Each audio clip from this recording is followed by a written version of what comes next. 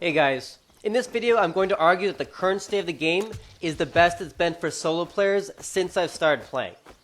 While I give you my commentary, I'm going to let some gameplay footage play. Part of my argument is that the component system has made it harder to get high-end gear, which levels the playing field for solo players who have always used low or mid-tier gear anyway. You'll be able to see a sampling of the gear balance between myself and the opponents I've been meeting in game. I have 1600 hours in Rust. Most of those were played under the BP system, and a bunch of those hours were under the XP system. I took a fairly long break from Rust right around the start of the component system. A lot of what I heard about components was negative, and so I was a bit surprised at how beneficial a lot of the changes were for solo players like me when I started playing again recently.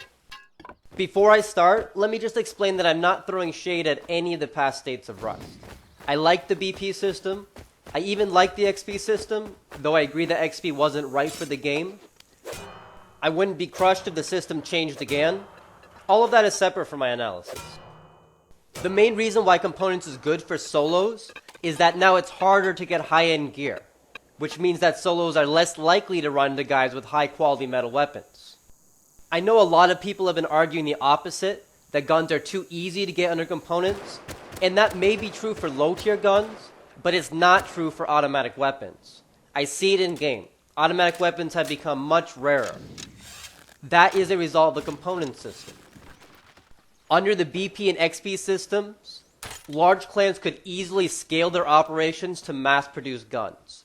Let's say a clan wanted to craft 10 AKs. They could just have one person get the BP or XP, and the rest of the clan could just farm the materials. With the BP and XP systems, it was always difficult to get the first AK because you needed to get the BP or XP first. It was much easier to get the second AK though, because then you already had the BP or XP. When I say that the BP and XP systems allowed clans to scale their operations, that's what I mean. The first AK was hard to get, but the next 9 were easier.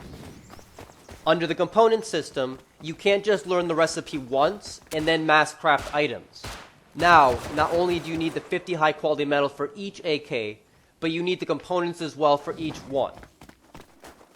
It would be like if the BP system forced you to relearn the blueprint every time you wanted to craft an AK.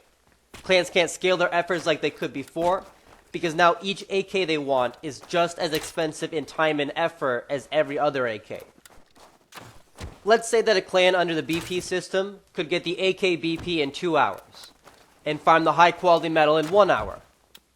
That would mean that it would take them 3 hours to get their first AK, but then only 1 hour to craft each additional AK.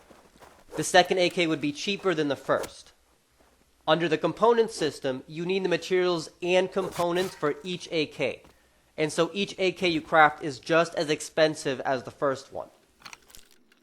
It may be easier to get one AK under components than it was to get one AK under blueprints, but it's much, much harder to get your second AK under components than it was to get your second AK under blueprints. Since groups took advantage of scaling their operations more than solos did, this levels the playing field a bit. High-end guns are also just harder to get in general, and so we are seeing fewer automatic weapons in game. Generally, that's good for solo players because most solo players have always relied on lower tier weapons anyway. And so everyone having lower tier weapons levels the playing field. There have been some other changes that have nothing to do with the component system, but which have dramatically helped the solo player as well. The buffs to the revolver and the semi-automatic rifle have given the solo player weapons that are easy to get and powerful enough to hold their own against higher tier weapons.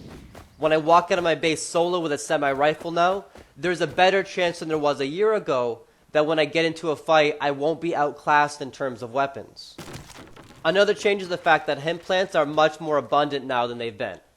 Cloth used to be much harder to get, and I remember struggling to make weapons and clothing.